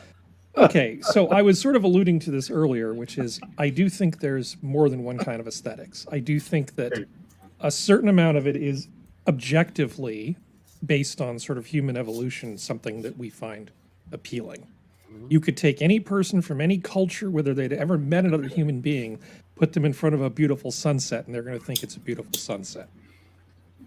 When we talk about these other types of things, a lot of it is really about, like I said, in-group signaling. For example, you go to a meeting, it's casual Friday, you're in the valley, lots of guys wearing khakis and shirts. But the person who founded the company, this is maybe their third company, they're worth several $1 million, is going to be wearing exactly the same thing as everybody else, but different. They didn't get their stuff from Marshall's or Marshall's Outlet. He got his stuff from Needless Markup. So he went to Neiman Marcus and he got his thing that looks just like the other thing, except that it's made of a slightly different fabric. It's noticeably different to somebody who notices, but not so different that somebody who's not paying attention won't notice. And what this does is it basically means that when guys like this pass each other in the hall, they give each other their little wink and a nod, that little, you know, what's up? Because they can identify themselves as being in the same social stratum. Quality of fabric, things like that are fine tailoring is noticed by people who wear fine tailoring. It is, and it is a lot of. It's not just about, you know, who do you hate in the in-group thing. It's about who can you trust. Part of why a person wears a certain thing when they go into the office is because the boss looks at them and thinks, I don't pay you a decent wage to have you showing up looking like I don't pay you. Yeah. You know, there's a lot of very subtle group dynamic pecking order stuff that goes on in all of this stuff, whether it's like houses or anything else. And the way you can tell the difference is because some things last a few years and then just disappear because they really were just a social construct. And other things stand the test of time. People will still be listening to Baroque music 1,000 years from now. They will not be listening to Taylor Swift. Oh, thank Christ. They just won't. I don't listen to her. Imagine Taylor Swift's take on Baroque. There's a horrifying thought. Yeah, it is. If it isn't Baroque, don't fix it. Yeah, well, that's why all those prog rock guys with their musical degrees and fancy schooling actually incorporated a lot of that stuff into their music. And it was as much because they appreciated it as they wanted to let people know, I promise I'm not a complete Visigoth. I actually do know about classical music. And in terms of my judging of other people, the thing I honestly do think is that a lot of people, that their musical education is sadly lacking. And it's not really because they're bad people or anything. I don't think there's enough opportunity. I think this is a massive disservice we've done a lot of people. People think they hate a lot of music that they don't even know what it is. Yeah. I don't even think that you need to specify musical education. I think you could have just left off with their education. I'm going with musical education because it actually means something. I think artistic education overall has gone wanting, and it is a side of the human experience that is so enriching. A poor man can walk into the museum when it's free and be transported just as easily as a rich man can walk into the museum alongside him and tell all his friends how much he understands Mondrian. One of them is transported out of the pure joy of the wash of beauty over him, and the other one is a posing prig. That's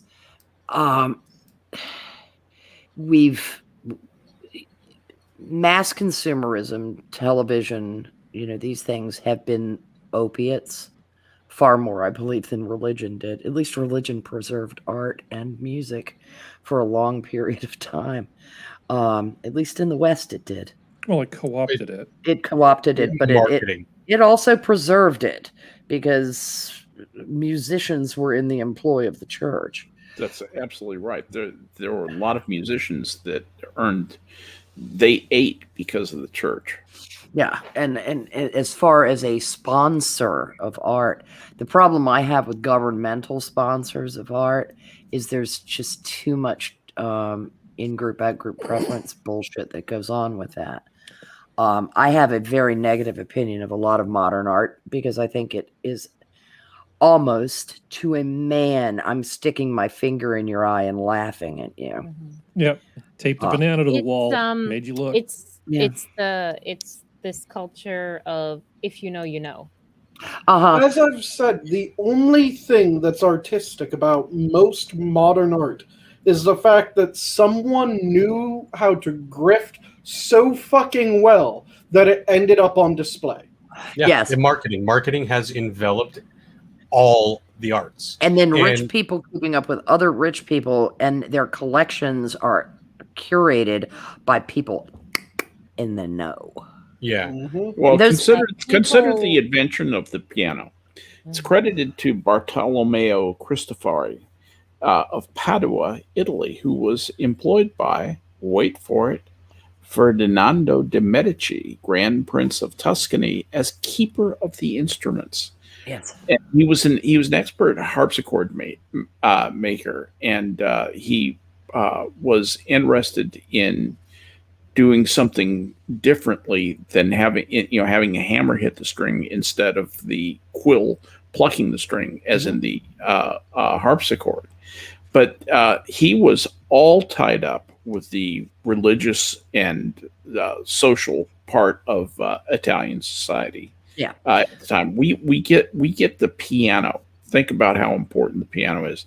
We get the piano basically as a gift from social and religious patronage. Yeah, the meat and potatoes was put on the table for most of the Bach family by being organists and church performers, as well as teachers. I mean, although there's stuff on a harpsichord, Bach yeah. stuff on a harpsichord is amazing. Well, it is. And Scarlatti.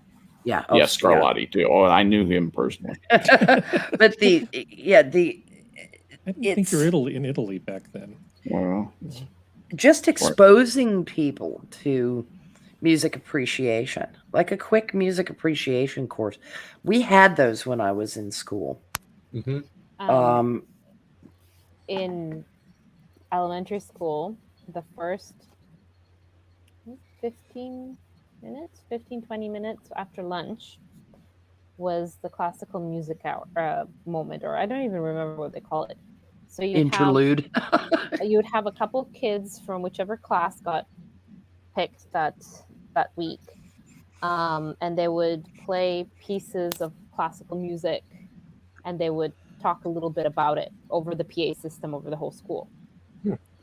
So, and then you were supposed to write notes, listen to it, and then you're talking about, the measure of it, the structure of it, etc., and sort of a way so everybody had music lessons. Because we had music class, but that's not what you learned in music. Yeah, I didn't kind of get to finish this thing on the piano. Let me just have a couple more sentences. So one of the things that happened while the piano was getting invented around 1700 was a guy by the name of Gottfried Silbermann was building organs. He's actually a famous organ builder and did a lot of organs for some of the very large organs in Europe were built by this guy. Mm-hmm. He was interested in the idea of sustaining notes. He invented the modern sustain pedal, which is a pedal on the piano. Anyway, he got interested in building pianos and built some, and he showed one to one Johann Sebastian Bach. He showed him one of his early instruments in the 1730s. And Bach said, "I don't like it. The high notes are too soft. That it doesn't give me dynamic range." And so Silbermann, was pissed off enough. He went back and redesigned his piano. And Bach actually did later approve of an instrument that he got his hands on in 1747, as I read here. And he even served as an agent selling Silbermann's pianos. Nice. And instrument piano e forte genat, a reference to the instrument's ability to play soft and loud, was an expression that Bach used to help. That was one of his selling phrases when he was acting as Silbermann's salesman in 1749. Who you got working for you? Johann Sebastian Bach. He's our salesman. He was the Ricardo Montalban of the piano. Yes. Rich Corinthian leather. Yeah.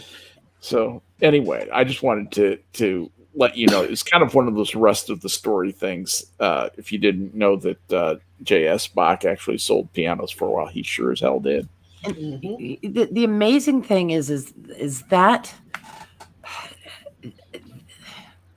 because Western culture is what we're familiar with, but I am presuming it occurred in other environments. I am not a student of anthropology and art in that regard, but the peon who attended mass heard the same music as the aristocrat who attended mass.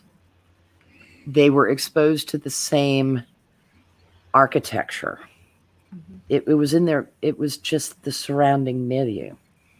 I mean, the printing press gave us the ability to begin to see reproductions, particularly in wood carving, etchings, things like that.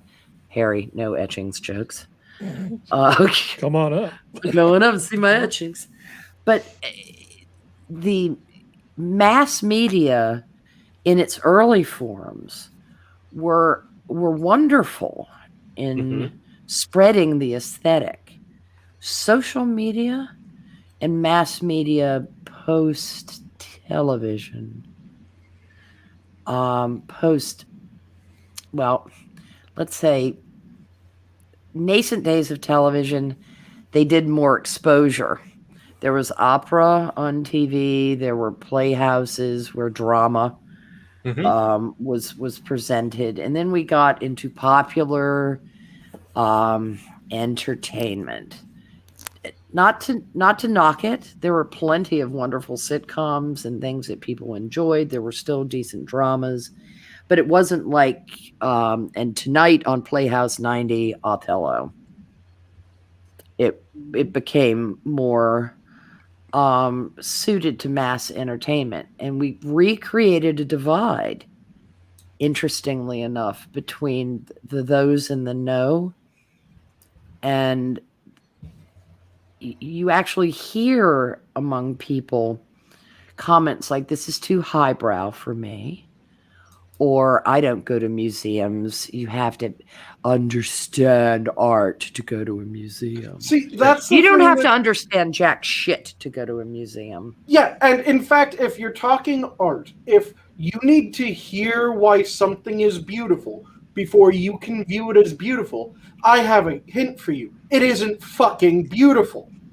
Or the person you're dealing with is puffed up. That can be the case. Because, I mean, I could get all puffy and lead you into a room of paintings that I think are extraordinary. And instead of just letting you soak them in, I start telling you why they're important. That's going to get your hackles up.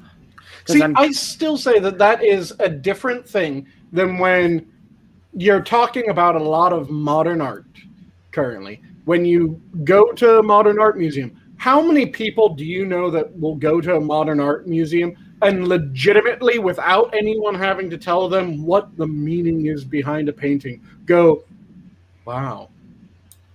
Other than, oh, wow.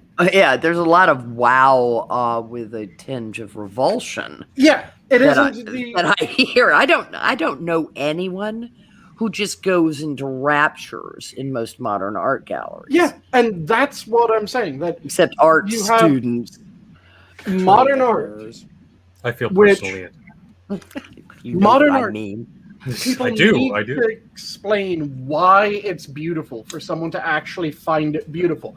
With actual art, with actual beautiful works, yeah, it can be enhanced by the story behind it. But when you first see, I think Harry and Functional, you were on when I pulled up the picture of the marriage of Aoife and Strongbow, right? Don't recall it, but it might have. I don't think Harry was there. I was definitely there. Yeah, it was probably a Friday. So Functional was there, and you don't need to know a goddamn thing about the marriage of Aoife and Strongbow. When you see that picture, it is beautiful, and without knowing the history and what it's about, you kind of just, as your eye trails through the picture, you get the message that this is not a happy wedding. There's a story that you can interpolate from just viewing it, knowing nothing about it. And there's still that aesthetic beauty to it as well. And they're using that aesthetic beauty, like Sanguine just said, to drag your eye through the space to tell you that story in sequence. Yeah, and it's one of those works that the longer you look at it, the more you start going, oh shit, wait, this? Like, when we were looking at that painting, I remember asking the people that didn't know anything about this story what they thought was happening, and they started talking about how, well, there's the injured, there's the burning city up there's this, probably an invasion, and this wedding was the end of it. And I went, did you notice that all of the men wearing metal armor and red tabards are in the darkness? And they went, oh shit, yeah, they're probably not fondly remembered or thought of in this instance. And I went, yep. The Marriage of Aoife and Strongbow, for those who don't know, it's a painting of the Anglo-Norman invasion of Ireland. Yeah. And when I am an art student, but I am the minority in that when I do go to a modern exhibit these days, I go in completely silent. I go into experience, and I know that most of what I'm going to see is going to be absolute crap.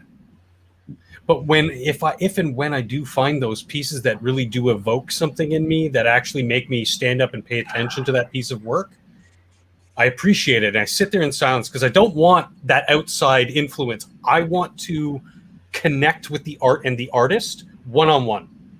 Don't want anybody talking to me. Don't want to talk to anybody about it until well after, and just experience that art. And the internet has been a double-edged sword, of course, because we have the filter of those in control, the people who want to show you what you should be liking. But it also allows people to preserve stuff that you probably won't ever see or hear, which is unfortunate. But it has created that new class of those in the know who are now sort of like fighting against the juxtaposition of previous times where those in the know were in the aristocracy. Now they're part of the common folk and going, hey, check out these musicians. They have a tiny little YouTube channel, like 5K subs, but man, are they amazing. Their talent with their instruments, their songwriting ability, but they'll never get the exposure because the people with the filter aren't going to expose them. Yeah. Yeah. Salvatore Garau, on the other hand, Italian artist Salvatore Garau, has sold his Buddha in Contemplation, and he sold it for $18,000. It's a statue. That wouldn't be especially notable if not for the fact that the only thing worth contemplating about it is how he managed to sell it at all, because this invisible sculpture isn't real. You cannot see it. It is not anything except a 5 by 5 foot square full of nothing. Yeah. He's not the first. He sold that for $18,000. Yeah. Because as money or soon partner. As Scrappy in chat said, one of the main reasons why modern art is in existence is money laundering. Because when you have people that are wealthy enough to go to an artist and go, this is the city of Milan that bought this. Yeah, well, Milan, I'm sorry, but Milan's not Florence. It's a tacky city. It always has been. Yeah, it was an industrial city. It wasn't Florence. Yeah. It's damn Destes or who was in charge of Milan. They all sucked. When you have someone wealthy that knows someone in the insurance business, what they can do is they can pay an artist to produce something. They don't give a shit what it is. Just produce something. So they can say that artist did it for them. Yeah. I just love that the way that they did this. They laid it out in the cobblestones in the main square, and they did it with white adhesive tape, just marking the square where it is. Laughing all the way to the goddamn bank. I mean, I just love this guy. I love this man. Well, I could learn from this man. P.T. Barnum. He just sold people air. Yeah, he sold people nothing. He didn't even sell them the air. And it's fabulous. You know, it's like Harry said, I taped a banana to a wall, made you look. You know, it's like punking people. And this is so far removed from what the original op art movement was, which actually was kind of annoying because it was a bunch of unpleasant anarcho iconoclasts kind of going, fuck you, a toilet's art. Which that was more of a political statement than it was art. Yeah, that melting the preserved face of monkey Jesus. Well, there's a serious question about this, which is now people are going to see this thing in much greater numbers than they were before. Is this art? No. That's beautiful. That's the most beautiful thing I've ever seen. Well, because there's a story now, and people are attracted to it, and they're going to see this thing, and they're treating Rubens it never as if it's art more than it was before. So Yeah. then the question is, who is make? Do you call something art that somebody else has changed from the original artist? So the original artist was there, and then some woman with zero talent tried to restore it and created this. That's just the ancient version of the meme. My favorite color is potato. So I have a point to make from this. Okay, Harry, go make your point. Let me just get this out of the way, and then I'll give it back to you. I've been talking about there sort of being an objective standard for art, for aesthetics, right? Yes. And then sort of a social standard. There's a lot of stuff that sort of like pop music, that evokes a feeling because you remember something. It isn't great art, but people treat it like it's great art. And then there's something like this painting, which is extremely popular. I think there is art that only makes sense if you know the context surrounding it. And I think, like in the case of this or pop music from when you were a kid and all that other stuff, that there's a certain category of aesthetics that is as much about the peripheral emotional baggage and story, like the painting that Sanguine's talking about, as it is about the art itself. And to my mind, that's not as good as sort of the objective aesthetic standard, but your mileage may vary. What we always run into is the subjective aspect of all of this. And with mass marketing and mass media, the subjectivity has just increased.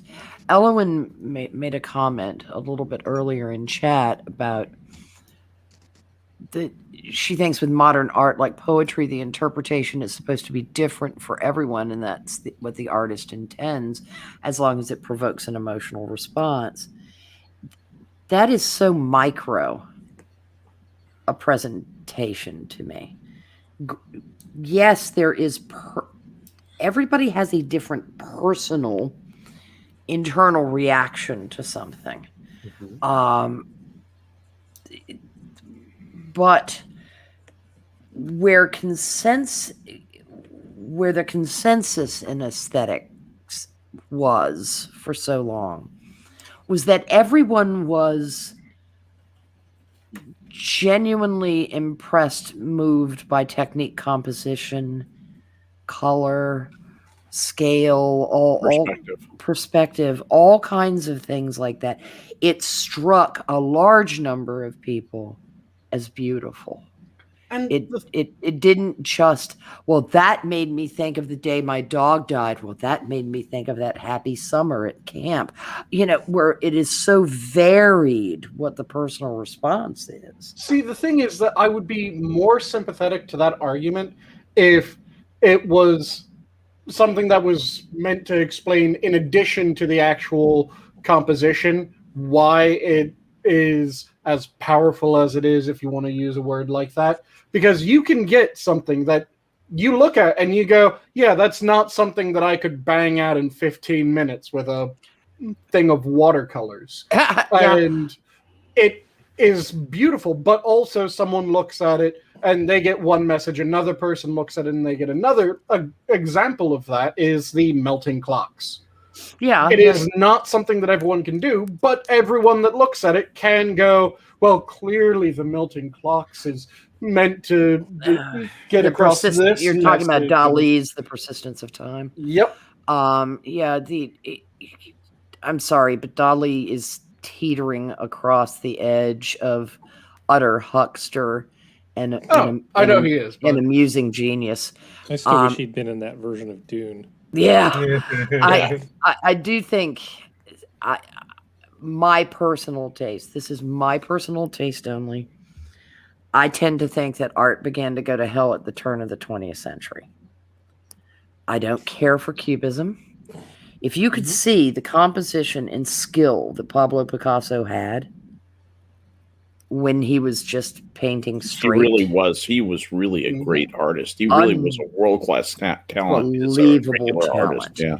And then he decided to That's why I made the comment about cubism before. Yeah, it's just I don't like Bach. I don't like, and I'm kind a lot of the modernist stuff. You know, that was all descended from French Impressionism too. Yeah, it was, but the Impressionists, at least, if I looked at a Monet, I could think, all right, this is a bit like seeing through a fog or a haze. I still got the general impression. It was quite good at conveying that. That's why it's called Impressionism. Yeah. You know, it was good at conveying something much more precise through the imprecision. You know, to me, Impressionism was a little bit of a gimmick, but it was a gimmick that worked. Yes, and that was fine. And I think Cubism was a gimmick that didn't work. No, but it sure led us down this garden path of bullshit that we've been dealing with. Now, you know, one of the reasons I don't we're way over 2 hours, by the way. I know. I 4 or 5 minutes. I understand. I know people have to go to sleep, but I'm sorry. I've already interrupted you. Let me No, please. I think if you look at something like Monet, there's a very strong difference between the male and female response. And I think if you separate the skill of the painter from the painting itself, there's a sense of romance to it that appeals more to the feminine sense than to the masculine sense. I don't know of any, I've never heard a man say that Monet is one of their favorite painters. What do you think? And again, this is what I mean about the context and sort of the emotional response of a piece. Okay, quick, off the top of your head, what do you think of Seurat? Don't know it well enough. Pointillism. You familiar with it? Don't really care about pointillism any more than I like Eric Satie. What about chromaticism? Are you talking about like color field theory? Applied in painting, which is related somewhat to pointillism because there are a fair number of chromaticists that use an almost similar technique. Yeah, I'm not a huge visual arts person, to be honest. Like, I can deal with Rothko in small doses. I can sort of see the point. But then again, it seems kind of frivolous. I'm sort of with Skep on that front. Okay. But you know what I mean about, like, why something appeals to somebody? You know, is it, again, you know, sort of the golden mean, rule of thirds? Is it something that's baked into the human? There's a softness into humanity. There's a softness to Impressionism that I think is appealing to women. By the way, to answer well, like that. Hopper, you know, like if you look at something by Hopper, if you don't kind of understand the feel of like that famous thing, I'm trying to think of that famous thing with the guys sort of in the cafe. Nighthawk. Thank you. Nighthawk. If you don't have a sense of what that's trying to portray. It's lost on you. Other Hopper, though, I think you would understand if you think of the time. I mean, here's the weird thing about Hopper. Very time-oriented. Hotel postcard. Yeah, but any Wyeth would stand. I mean, any of the Wyeth stuff would stand the test of time better because it's not rooted in a context like a Hopper piece is. I find this hilarious. Hopper's a lot better than Nighthawks. And that it needs to be shared because it gave me a laugh. It was from Fury Kitten. 1 in 12 males are colorblind. Pointillism is just a giant Ishihara test to me. That's going. That is going to be very difficult because you're just not going to get the spectral effect of it. And now, let me ask you this, Prospero. Do you like Matisse? Henri Matisse? And what about Cézanne? Because he's from the part of he was still doing real art, but that was in the early 20th century. Yeah, it's like right around then is when I pull the plug. It's like I can appreciate. I think you're talking more about the movement. He was a colorist. Well, I'm not saying that that's my particular favorite style of art. I was asking Harry because there's a distinct difference between Seurat and Monet. It is far more detailed. Pointillism is far more vivid and clearer of an image than that soft wash effect that you get from. And it's also interesting because you see that some of the studio sketches and works that these people did and how precise they were and how incredibly detailed they were. And then you see the so-called masterpieces hanging in the museums, and they were genuine artists who were farting around with the medium. And it's interesting because the stuff they were farting around with is what took off. Yeah. But we don't want a labor theory of value of art. No. Yeah, technique is something I can appreciate, but that can't be the only part either. It's no. It's a nuanced it thing. Absolutely is. Cool. But So it's like any great show should have some of the sketches of painters or sketches that sculptors did, just simply because it gives you the better view of the rounded artist. As opposed to the what caught the fancy, the zeitgeist of the time, and has endured in part. It's endured because people tell us it should.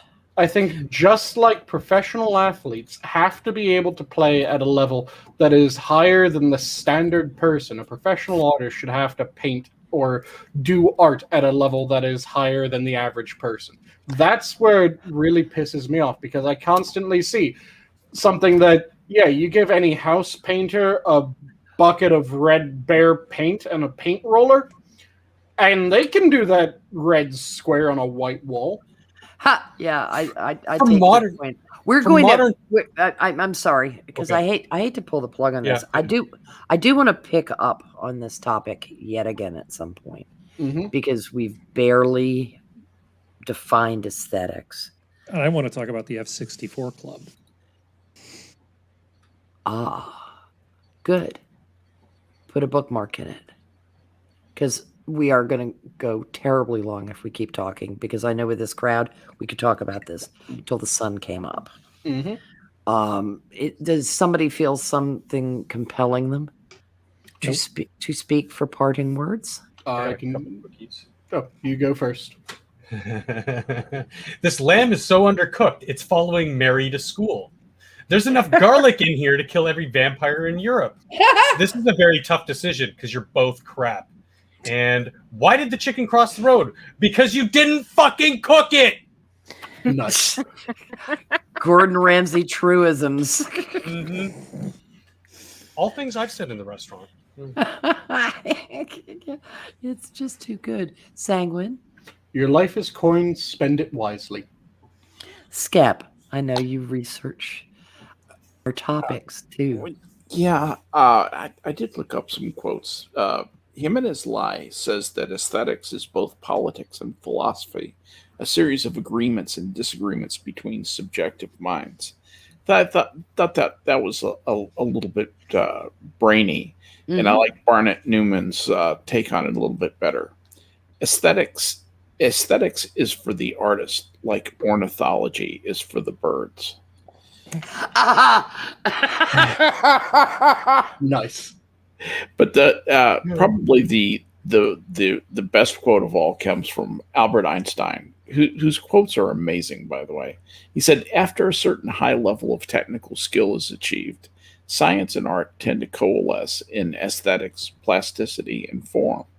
The greatest scientists are artists as well. He's not wrong. No, he's not. He usually was not wrong.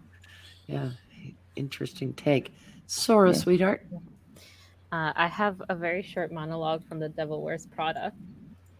Please. So, to quote Miranda Priestley, this stuff. Oh, okay. I see. You think this has nothing to do with you.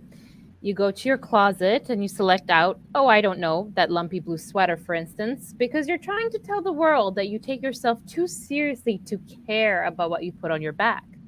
But what you don't know is that that sweater is not just blue, it's not turquoise, it's not lapis, it's actually cerulean. You're also blithely unaware of the fact that in 2002, Oscar de la Renta did a collection of cerulean gowns. And then I think it was Yves Saint Laurent, wasn't it, who showed cerulean military jackets?